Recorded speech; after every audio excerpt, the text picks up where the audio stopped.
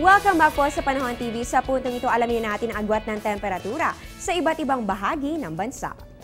Unahin po natin sa bahagi ng Luzon, pinakamataas na po ang temperatura. Diyan po yan sa Puerto Princesa na meron po 25 to 32 degrees Celsius. At dito naman po sa Baguio City, malamig pa rin po ang temperatura. Meron pong 16 to 24 degrees Celsius.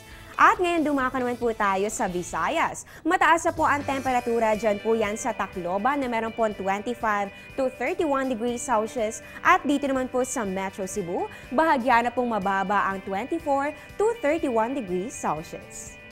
At ngayon, dumako naman po tayo sa may Mindanao area.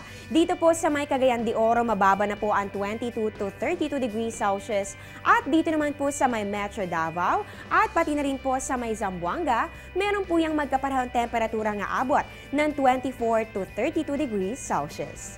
At ngayon mga kababayan, alamin naman po natin agwat ng temperatura sa selected areas ng bansa.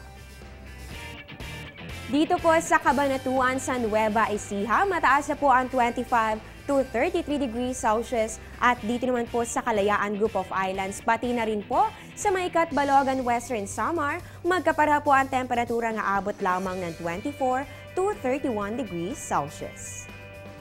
Dito naman po sa may Dipolog, ito po ay sa Zamboanga, mataas naman po ang 24 to 31 degrees Celsius at dito naman po sa Surigao del Norte, pati na rin po sa General Santos City, magkapareha po ang temperatura na meron pong 22 to 30 degrees Celsius. Marami pang dapat malaman kaya tutok lamang po sa Panahon TV pagkatapos ng ilang mga paalala.